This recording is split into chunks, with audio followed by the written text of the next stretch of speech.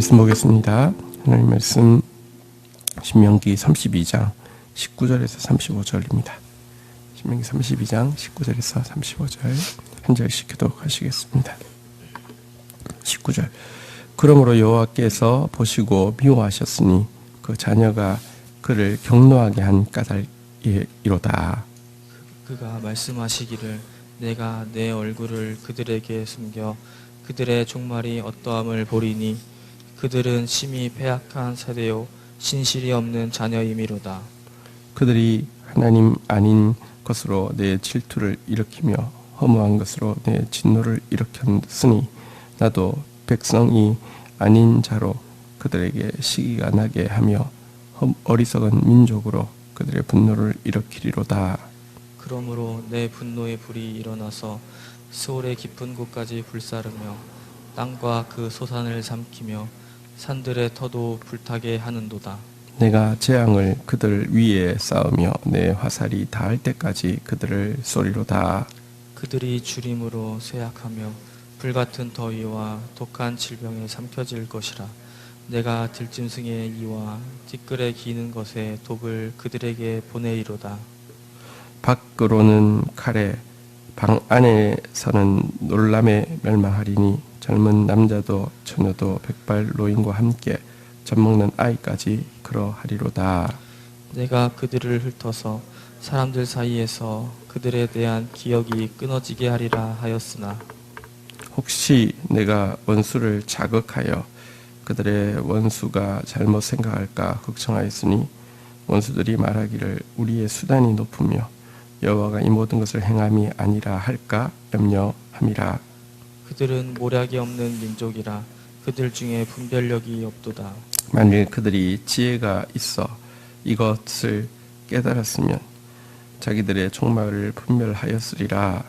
그들의 반석이 그들을 팔지 아니하였고 여호와께서 그들을 내주지 아니하셨더라면 어찌 하나가 천을 쫓으며 둘이 만을 도망하게 하였으리요. 진실로 그들의 반석이 우리의 반석 같지 아니하니 우리의 원수들이 스스로 판단하도다.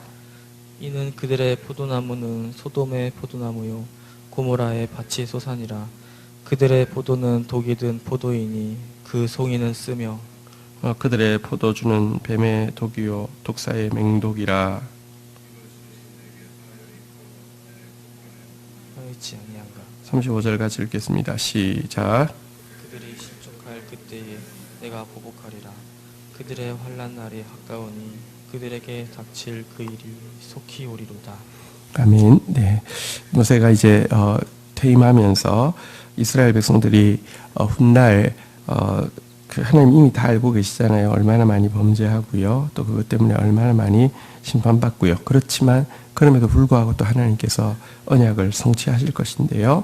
그것을 잊어버리지 않게 하기 위해서 노랫말을 이제 지어서 가르치고 있는 내용입니다. 오늘 두 번째 시간인데요. 첫 노랫말에서는 이제 얼마나 사랑하셨는지 또 그 이스라엘 백성의 별명으로 여술은 그러니까 이제 이렇게 의로운 자다 또 그 하나님 앞에서 보실 때에 이제 그 올바른 자다 이런 이제 뜻으로 여술이라는 별명을 지어 주셨는데요. 그들이 범죄할 때 이제 어떤 일이 일어나는지 오늘 본문 한번 보도록 하겠습니다.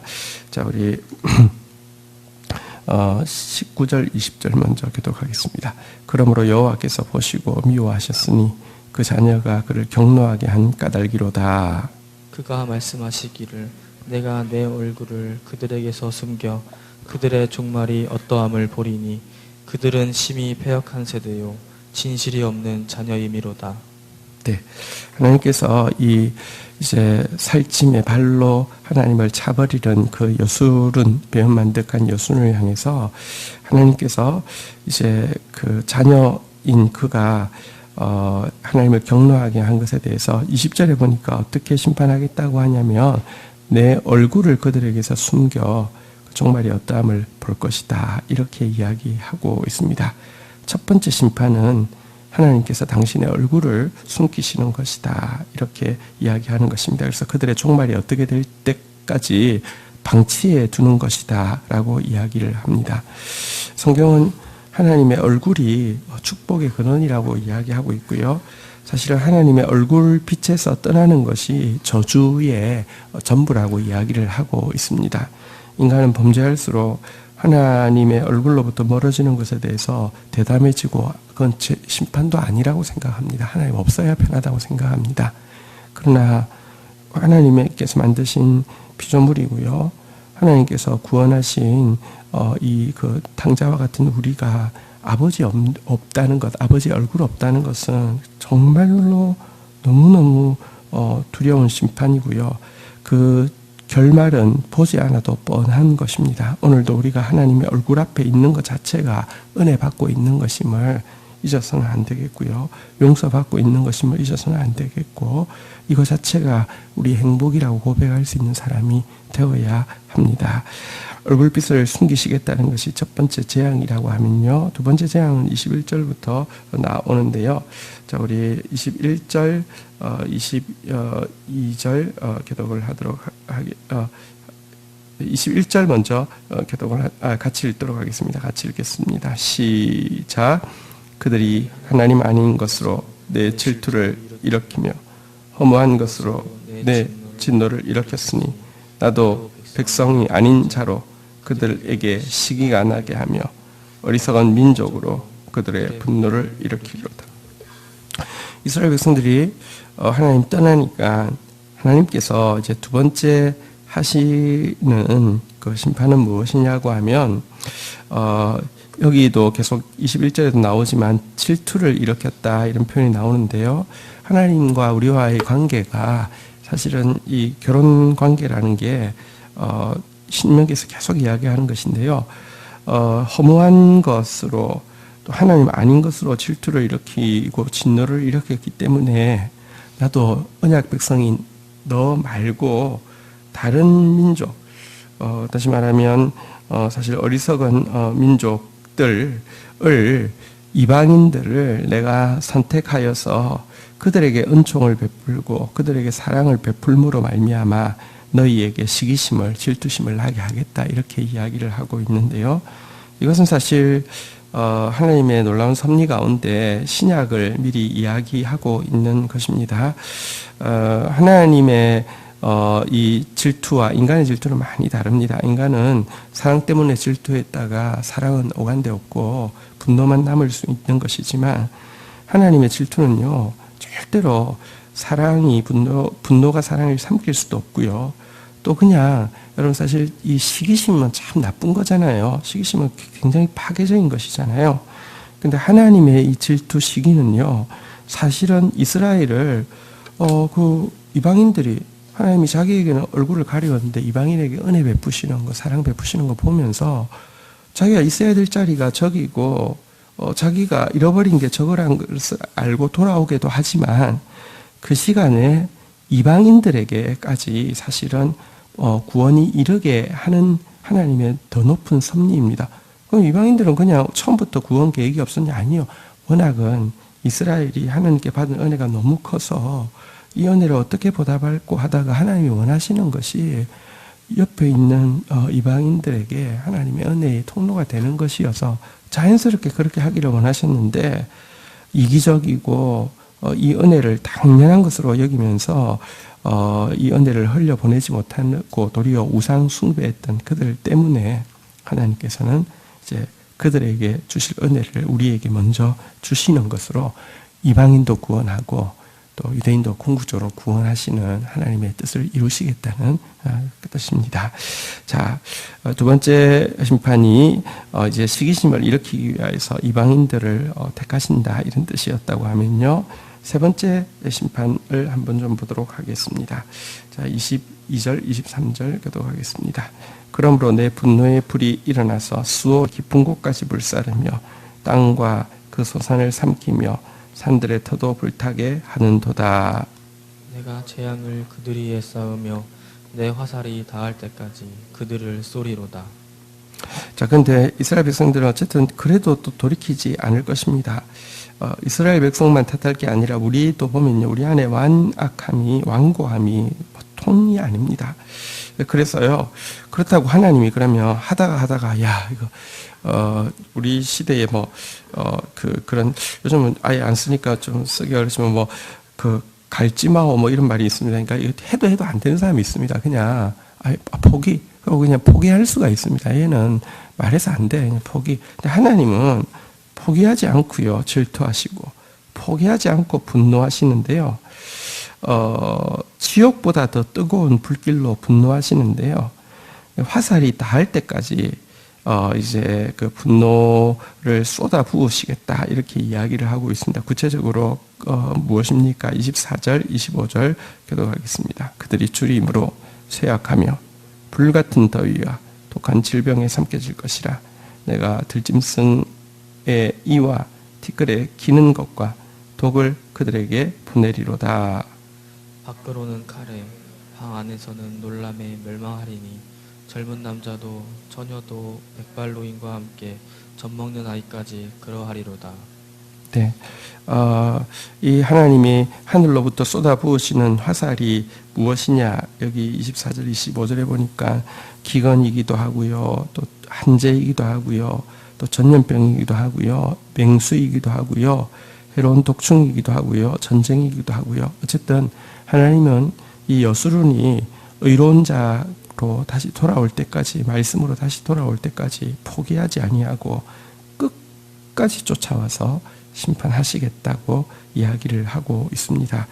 여러분들, 하나님 우리에게 지지 않습니다. 우리가 하나님께 빨리 지는 것이 축복입니다. 우리가 죄로부터 빨리 돌이키는 것이 축복이고요. 하나님 앞에 빨리 순종하는 것이 축복입니다.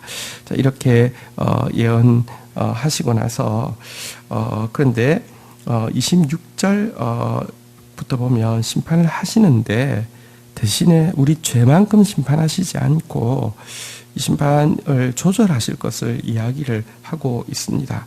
자, 우리 26, 27 교독하겠습니다. 내가 그들을 흩어서 사람들 사이에서 그들에 대한 기억이 끊어지게 하리라 하였으나, 혹시 내가 원수를 자극하여 그들의 원수가 잘못 생각할까 걱정하였으니 원수들이 말하기를 우리의 수단이 높으며 여호와가 이 모든 것을 행함이 아니라 할까 염려함이라. 네, 이스라엘을 향해서 하나님께서 계속 질투의 불을 쏟아 부으시면 어떻게 되느냐?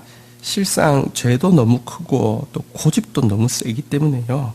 이스라엘이 아예 모든 인류의 기억에서 끊어질 때까지 심판하셔도 이게 고쳐지지를 않습니다. 그것도 금방 주님이 아무리 인내하셔도요, 죄악이 조금이라도 더 감해지는 게 아니라 점점 더해지기 때문에 한번 심판하시면 그걸로 그냥 아예 멸절될 정도로 해도 유대의 죄를, 이스라엘의 죄를 여러분 갚을 수 없습니다.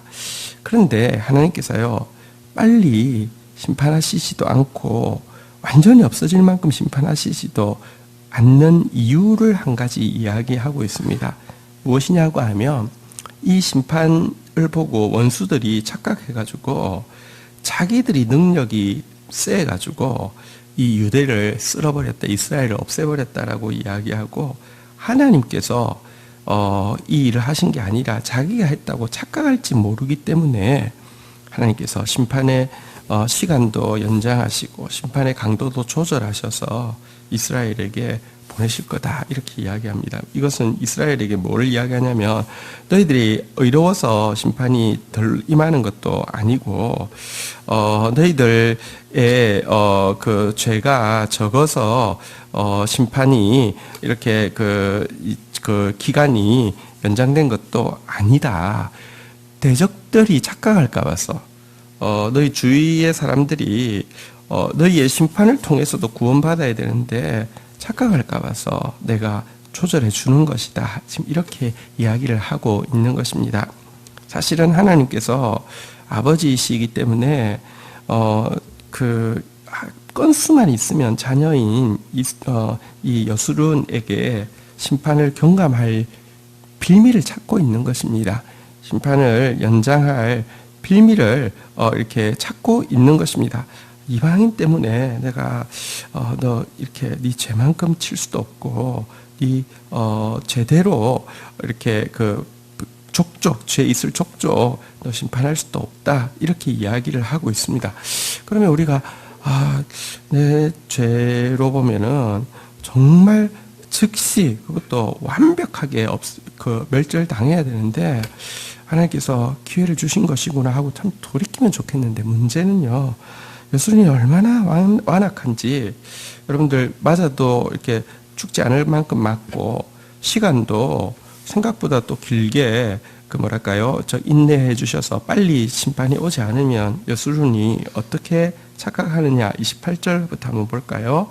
28절, 29절, 우리 30절까지 교독하겠습니다. 그들은 모략이 없는 민족이라 그들 중에 분별력이 없도다. 만일 그들이 지혜가 있어 이것을 깨달았으면 자기들의 종말을 분별하였으리라. 30절 같이 읽을까요? 시작. 그들의 반석이 그들을 팔지 아니하였고 여호와께서 그들을 내주지 아니하셨더라면 어찌 하나가 천을 쫓으며 둘이 만을 도망하게 하였으리요.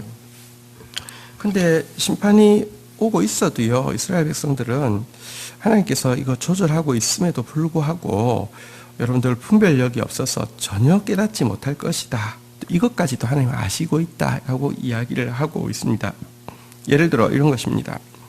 하나님이 그들을 진짜로 원수의 손에 내주지 않았다고 하면 어떻게 원수 한 사람이 이 택한 백성 1000명을 쫓아내고 두 사람이 10,000명을 도망하게 하는 일이 일어났겠느냐. 이 어리석은 이스라엘 사람들아 이렇게 이야기하는데요. 이것은 정확하게 성경에 보면 그들이 순종하고 있을 때 일어날 일에 대한 딱 반대의 기록입니다. 그들이 하나님 뜻대로 서 있을 때는 어떤 일이 일어나느냐. 한 사람이 1000명을 쫓아내고 두 사람이 10,000명을 도망하게 하는 일을 하던 사람이 이스라엘인데 지금요 거꾸로 대적 한 사람에 의해서 1000명이 막 우르르 도망다니며 둘에 의해서 10,000명이 도망다니면서도 휴 다행히 괜찮네 살만하네 이러고 있을 정도로 여러분들 진짜 이 하나님의 뜻에 순종할 때의 자기의 모습과 지금 어리석게 불순종할 때 자기 모습을 보고 기회비용을 내가 순종했다고 하면 이랬을 텐데 그리고 이렇게 쫓기고 있으면서 하나님의 심판을 깨달아야 될 텐데 그마저도 하나님께서 경감시켜 주시는 것에도 불구하고 아직 한 명은 아직까지 남아 있으니까 아직까지 살만하니까 라고 이야기하면서 하나님 앞에 돌이키지 않을 것이라고 이야기합니다. 정말 어리석고 분별력이 없는 모습이 이스라엘의 모습이고요. 또 우리의 모습입니다.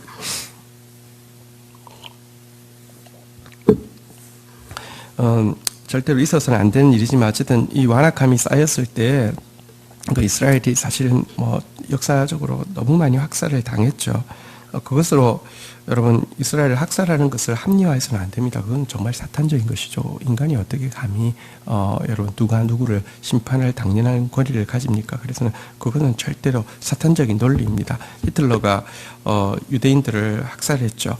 예수를 못 박았다는 제목으로. 근데 자기한테 누가 그럴 권리를 주었습니까? 그것은 사탄적이지만 그때의 영상이 1940년대까지 다 들어보니까 영상이 지금도 남아 있습니다. 보면요, 유대인들을 막 학살할 때 보면 사실은 트럭으로 사형장까지 싣고 와서는요, 명령을 합니다. 뛰어가 그러면 벌거벗고 쫙 뛰어갑니다. 줄 서가면 쫙 줄을 섭니다.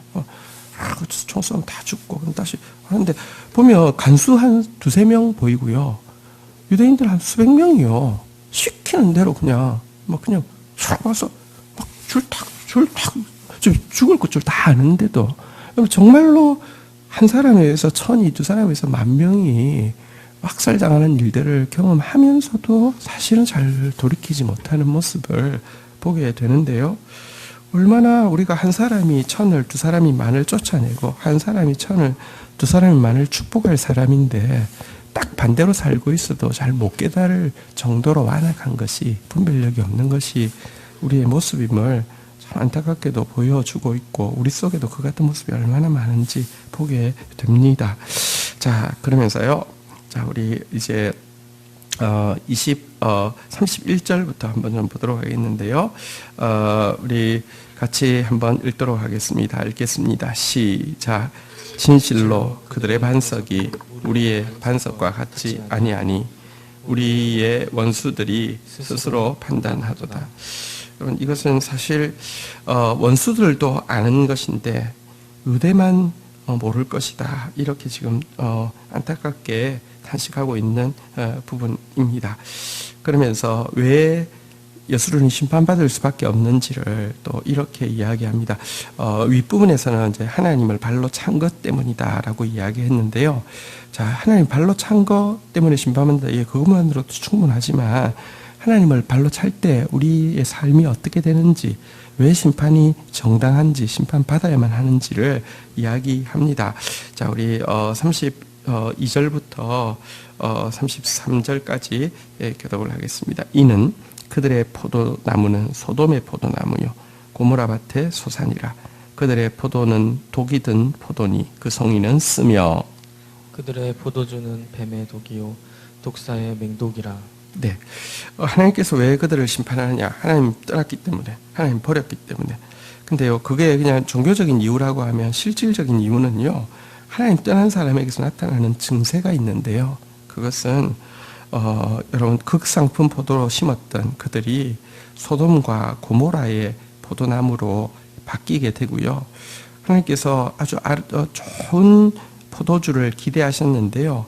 사실은 그들이 맺게 되는 그들이 만들게 되는 포도주는요, 독이 든 포도주, 독사의 맹독이 든 포도주만을 만들게 된다라고 이야기하고 있습니다. 여러분, 보십시오. 워낙에 좋은 포도나무를 통해서 사실 그 포도나무가요, 나무 하나, 나무 종자 하나가 아주 비싼 포도주를 만드는 것은 나무 그 묘목 한 개가 돈이 억이 넘는다고 합니다. 그러니까 좋은 포도를 심게 되는.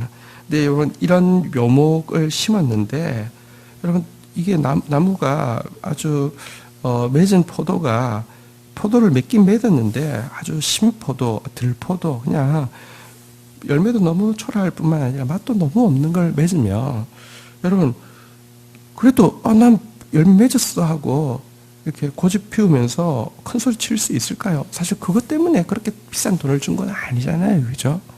신포도도 뭐 이렇게 들포도도 뭐 담글 수는 있지만, 여러분, 기대했던 것에 비하면 아니면요, 이거 잘라내고 다시 심든지, 이거는 버리고 상품이 안 되니까. 그런데 그런 정도가 아니라, 들포도즙 정도가 아니라, 여기 보니까 독사의 맹독이 든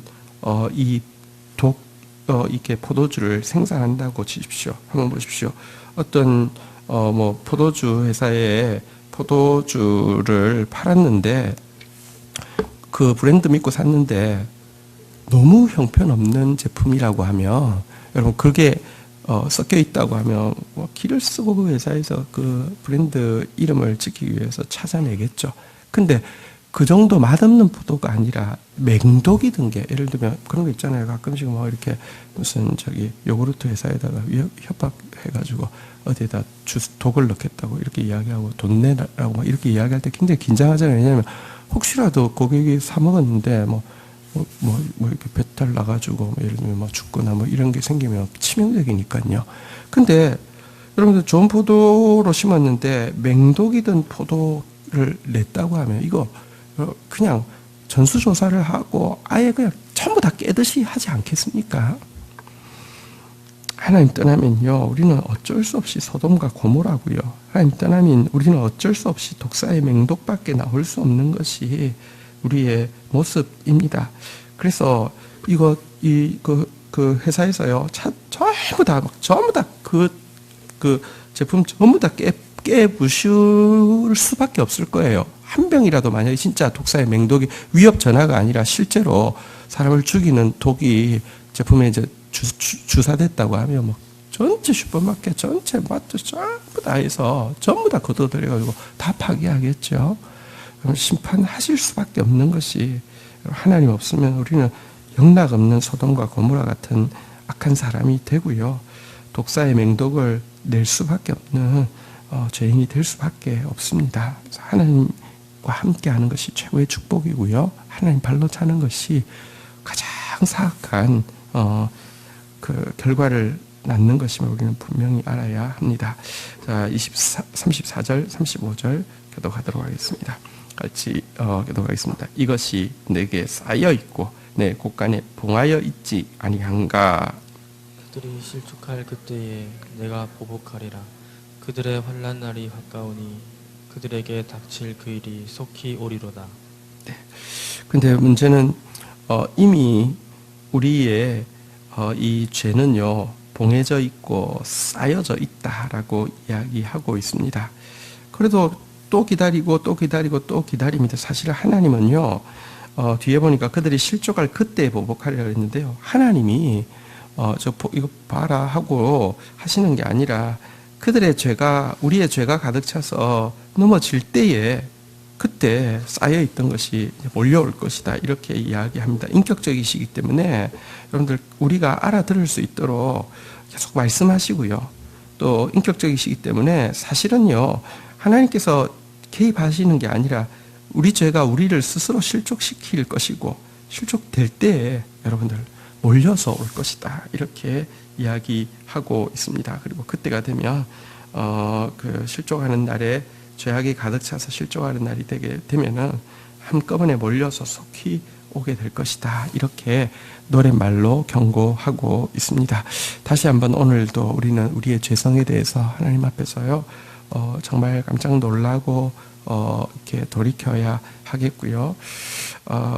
우리를 극상품 포도로 심으신 주님, 실패한 우리에게 다시 한번 아름다운 포도 열매를 맺을 수 있도록, 이제 우리가 포도나무가 아니라 신약은 예수님이 포도나무가 되셨고요, 우리는 그 가지로 접붙임 받게 되어서 정말 좋은 열매를 맺을 수밖에 없는 새로운 시대를 만들어 주셨습니다.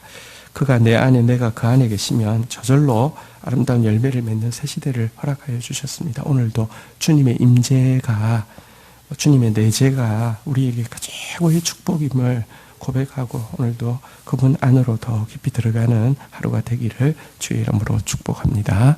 주신 말씀 붙잡고 우리 주님 앞에 나아가 기도하는 시간 가지도록 하겠습니다. 함께 기도하시겠습니다. 하나님 감사합니다. 오늘도 우리를 향한 하나님의 사랑을 심판의 예언 노래말 가운데서 분명히 보게 해주셔서 감사합니다. 주님의 얼굴을 숨기시는 것이 가장 큰 심판임을 잊지 않게 하여 주시고, 주님의 얼굴 앞에 있는 것이 가장 큰 은총임을 잊지 않게 하여 주시옵소서. 주님의 질투 때문에 우리에게까지 구원이 임하였사오니 당연하게 여기지 않게 하여 주시고, 정말 돌감람나무인 우리에게 은혜가 임한 것은 우리로 하여금 은혜를 흘려보내라 하심일진데, 오늘도 거저 받은 것 거저 흘려보내는 저희들 되어질 수 있도록 주여 도와주시고, 회개 외에는 돌이키는 방법이 없사오니 하나님 철저하게 또 회개하고 돌이킬 수 있도록 주여 도와주시옵소서. 하나님 분별력을 허락하여 주시되, 특별히 우리를 통하여서 아름다운 열매를 맺기 원하시고, 우리를 통하여서 대적 천을 만을 쫓아내시며 우리를 통하여서 천을 만을 축복하기를 원하시는 주님, 그렇게 사용받을 수 있도록 오늘도 참 포도나무 되신 예수 그리스도에게 접붙임 받은 저희들 그리스도의 임재를, 그리스도의 내재를 더 많이 누리며 오늘도 기꺼이 우리에게 주신 말씀대로 순종의 마중물 붓고 나아가는 자 되어지게 하여 주셔서 아름다운 열매 맺는 하루 되어질 수 있도록 축복하여 주시옵소서. 예수 그리스도의 이름으로 기도 올립니다. 아멘.